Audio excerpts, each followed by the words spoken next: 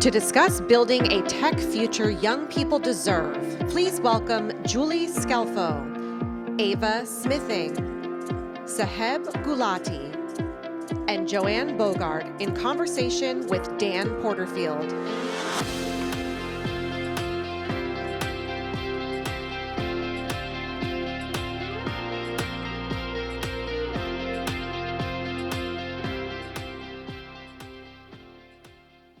Welcome to our final panel of the day. As we get started, I would like to make a big thanks to Project Liberty, to the McCourt School, to Frank McCourt, to Tomika, and also to Georgetown University and President Jack DeGioia, who worked with Frank McCourt to bring this school into existence. And the whole idea of this school was that it would raise issues of public policy through a much wider lens than the typical lens we often use when we analyze and dissect in public policy terms. Well, now we're here to talk about what's at stake in our digital future in human terms. And we have four incredible leaders and people here to share some personal experience, to discuss with us why it's urgent that we act, and to offer us some of their ideas for solutions looking forward. We'll move fast, so let's go right down through this path. Each person could introduce themselves, maybe with Joann going first. And will you share a personal experience that you've had that shapes your understanding of what's at stake and why it's urgent that we act now? Joann? I am Joann Bogard from Indiana, a mom from Indiana. In 2019, my 15-year-old son, the youngest of three, was living a healthy, well-balanced lifestyle offline and online, and the YouTube algorithm eventually fed him unsolicited the choking challenge. Mason tried it, and it was fatal to him, so we lost him. So since then, I quickly realized that we need change. We absolutely need change because kids are dying by the minute from these harms. Thank you, Joann. Thank you. Julie. I'm Julie Scelfo. I'm the founder of Mothers Against Media Addiction, and I came to this work after 20 years of being a journalist and reporting extensively on youth mental health and suicide. It was pretty sad to report on the role of social media in growing rates of suicide on college campuses. But that was nothing compared to seeing the CDC data show the uptick in suicide in children as young as 10. So right now in the United States, we're 3 years into a national emergency in child and adolescent mental health. And while I was doing all that reporting, I also became a mom of 3, like you. I have 3 sons, and my oldest son was born when there were no iPhones, and Mark Zuckerberg worked at a small company called the Facebook. And when my middle son was born and I took him to pre-K, a couple years later, every single parent in the community had a phone and was photographing their child and putting all their information online. And now my youngest son is growing up in a completely different media environment. Even though he's not allowed to have TikTok, I can't stop him from seeing TikToks because his friends DM them to him. Snap and YouTube have gone to shorter and shorter reels. And so just like Joann said, the urgency that I feel is that my own children, even though they were born just 5 years apart, their experiences of childhood are radically different. And the data we keep seeing about what's happening to our children nationwide is terrifying. Thank you, Julie. Ava. I'm Ava. I'm the Advocacy Director at the Young People's Alliance. I'm here, my lived experience is I was one of the teenage girls that we hear talked about all the time on Instagram with an eating disorder. And it's urgent because it's only gotten worse. And it's not just me and the eating disorder content that I was fed, but it's every single young person in the world fed exactly what their personal data reveals they're the most uncomfortable or insecure about. That is being fed to them, and it's getting worse. Thank you so much. Saheb. Hi, I'm Saheb Gulati. I'm the director of the Center for Youth and AI. 17, I know I don't look like it, but like a lot of other teens my age, I've become really concerned and uncertain about the future in a way that I don't think I was even 1 or 2 years ago. I mean, just to put it in perspective, If you think back to when you were a teen and had to grapple with what you wanted to study, figuring out your career plans, thinking about what you wanted out of life, my friends and I'm applying to college right now, are grappling with those same questions, except we have to confront the very real possibility that those careers, those fields may not be around in 5 to 10 years. And everything we're hoping for, we're striving for, could be completely disrupted. And I like to call my generation Generation AI, because we will have to inherit a future that, because of technology, will be pretty radically different, and it could be good or bad, but we have a very narrow window of time to avoid making the same mistakes, I think, that we did with early social media. Well, I know I speak for everybody here in thanking you for coming to speak, from the heart, from the stomach a little bit about what's at stake here. This isn't simply a matter of what's a good policy or what kind of political dynamics would be needed to get a better policy. It really is about real lives, real people, communities, and each of you is acting out of a sense of principle as well as purpose to make a difference. So I want to ask each of you to share one solution, just one, that you would like this audience to consider, given the nature of the issues that you've raised and what you've lived. And maybe we'll work down from Saheb this way.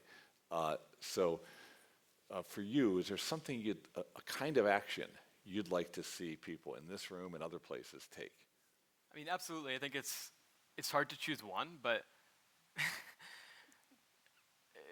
teens like me are using tools like ChatGPT several times a week or more, and that's the majority of them.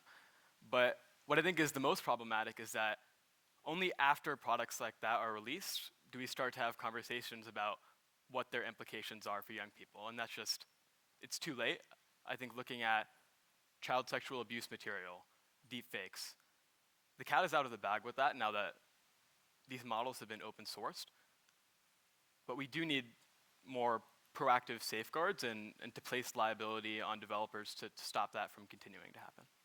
I almost hear in your suggestion the idea that youth voice and youth perspectives should be brought into the, if you will, the product development process. Did I hear that right? Oh, yeah, absolutely. I mean, again, we're Generation AI. I've grown up with these technologies. We're going to continue to be maybe the most impacted party, and I think we have a lot to say. And I think teens, for their part, tend to be really optimistic about the potential for technology. And I think bringing that voice into these spaces more is really important. Thank you. Ava. I'm glad you said that, so that I don't have to. My one would always be comprehensive data privacy, but we all know that in this room. So I would say we need to show young people what a world post-data privacy looks like. Growing up online, I never had the right to privacy. It is ingrained in me and in all of my peers that being exploited is the norm, that having your data sold for profit is just what you should expect. And it's very, very hard to explain to a generation who's used to that they should want data privacy. They think, I don't know what that is. I don't know what that means. That's nothing I'm used to. It's nothing I've seen before. So we need to help us who have grown up on instant gratification visualize what that would look like so that we can understand as a group that that is something we want to strive for. Because without that visualization and without that immediate ability to grapple how positive data privacy could be, it's going to be hard for us to expect and want that. So that's yeah. Okay, so that sounds brilliant. And so what does it mean to visualize? Do you mean like show people a depiction of their graph and say, this is what the world sees of you that you may not know they see, and do you like that? Or is it something else you're thinking about? Well, we've tried to show them on the front end, say they have your bank statements, your geolocations, all the things that Chairwoman Rogers was talking about, but that doesn't necessarily hit because that's, like I said, what we're used to. So we need to develop MVPs and wireframes of what a product that is revolved around data privacy would look like and show that to them. We're actually working on that project right now, so come find me and I will tell you exactly how you can get involved and exactly what we need from you to make it happen. But it's all about the visualization. So say that so that someone like me can understand what it is. You're getting close. What is it? It's a screenshot of a web page that says, do you want this piece of data considered in your algorithm, yes or no? Cool. Or something much more complex than that and exciting than that, but that's the easiest one to do.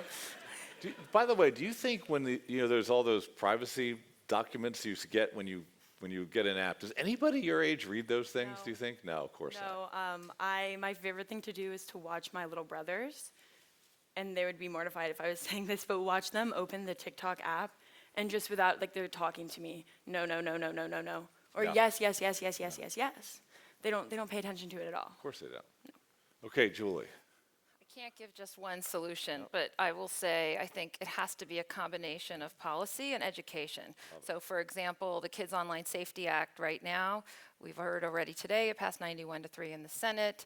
It has 64 bipartisan co-sponsors in the House. It is unconscionable to me that we haven't passed it yet, and it's got to get done by the end of the year. So that's the first thing I'd like to see.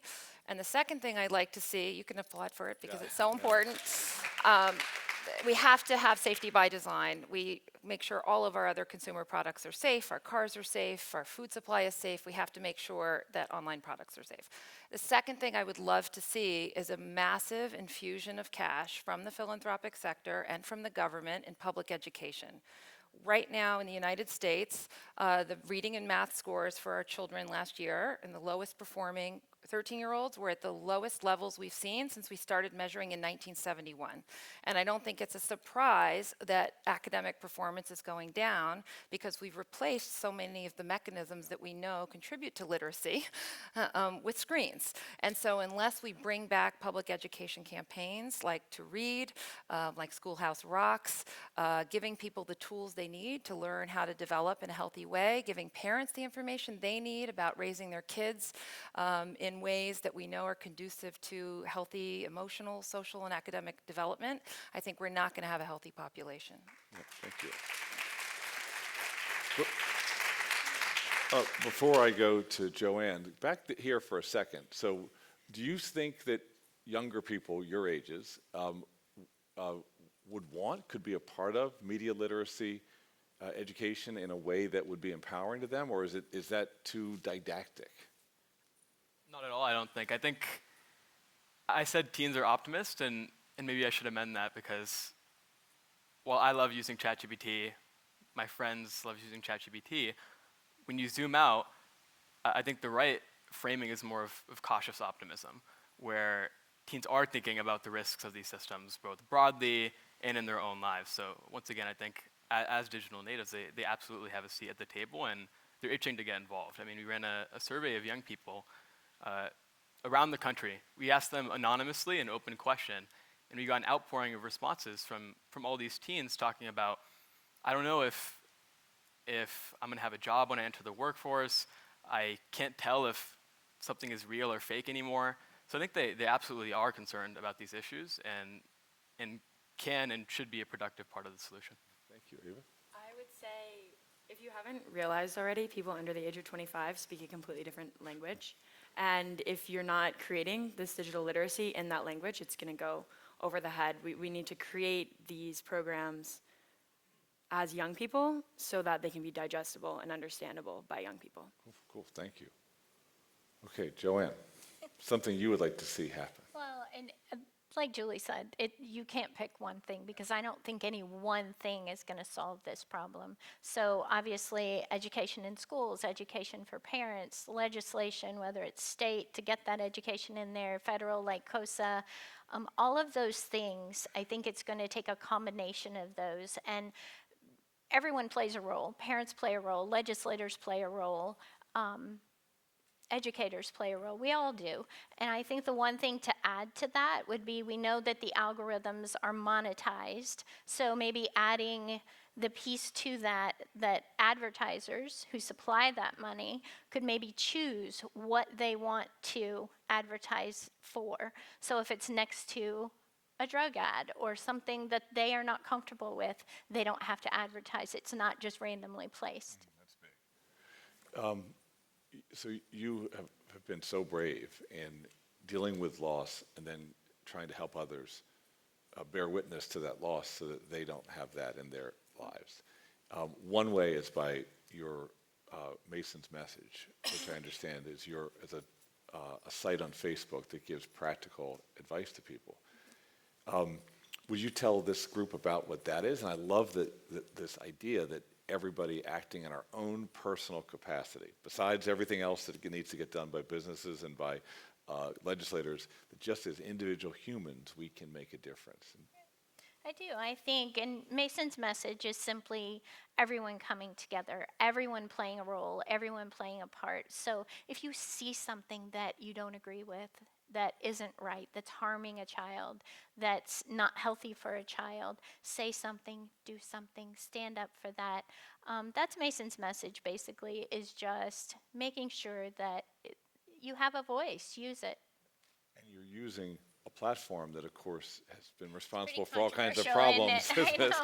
I know. Yeah. But as we know, tech can be great, right? It's so powerful and it can be so useful and it's so beautiful and it's so great. You have the world in your hands, but there's also that dark side that we need to protect our kids from. And I think that's where our role comes in, where each of us have to stand up and play that part that we were given. Whether you're a legislator, whether you're a parent, whether you're a teacher, whatever it is, whether you're a person sitting in this audience, whatever your role is, stand up and play that role.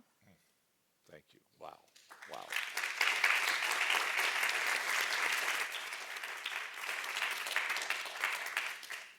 Wow.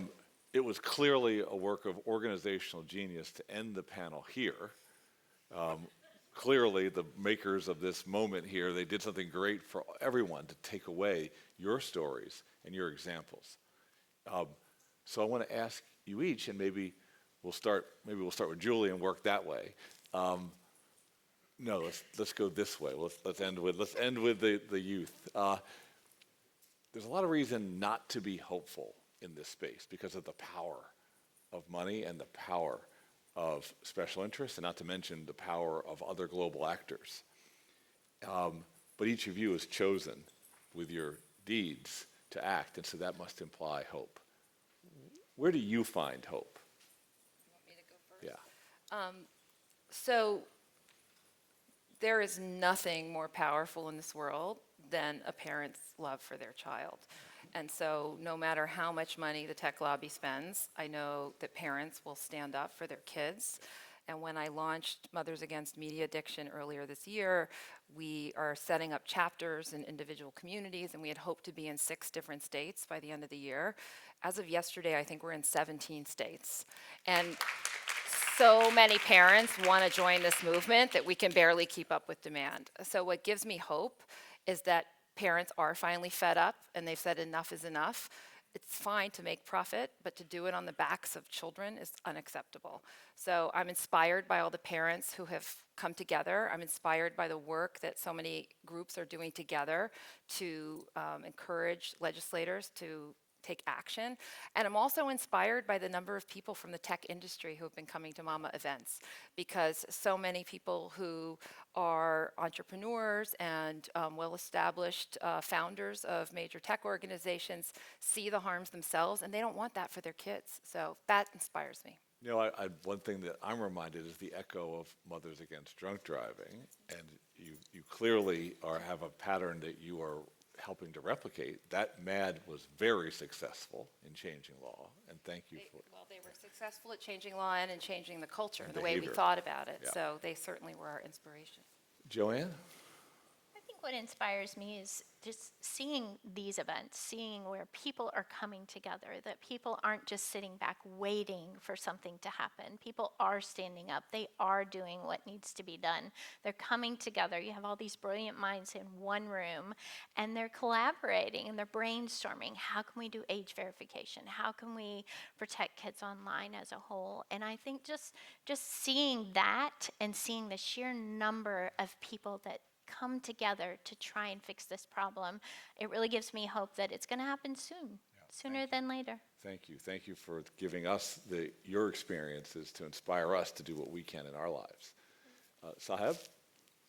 Yeah, I think with exponential technologies like AI, like the internet, people tend to underestimate the worst case, but they also tend to underestimate the best case. And I may have seen a lot less of the real world, or I know I have, than a lot of you all, but 80% of young people like me think that AI risk should be a top issue for lawmakers. That gives me hope. We're not making this a partisan issue, and I think we saw today that it is hard, but I think the protection of children and teen well-being should be a fundamentally nonpartisan issue, and I think that's a possible future. Thank you, Saheb. Yep. Ava, are you willing to drop the mic? Yes. I find hope in the mothers who are so relentless in this space, like Joann and Deb and Maureen, and they just inspire me every single day. I find hope in the fact that my executive director is 21 years old and is skipping class to be here right now, and that's how passionate, like Saheb said, the young people in my generation are. And I find hope that the Kids Online Safety Act and COPPA 2.0 passed through the Senate with 91 votes. That's a lot of votes. So Thank you. we can keep going. So we say people, not platforms. This is what people is. All of us have our opportunity to make a difference. Thank you all so much for spending time here.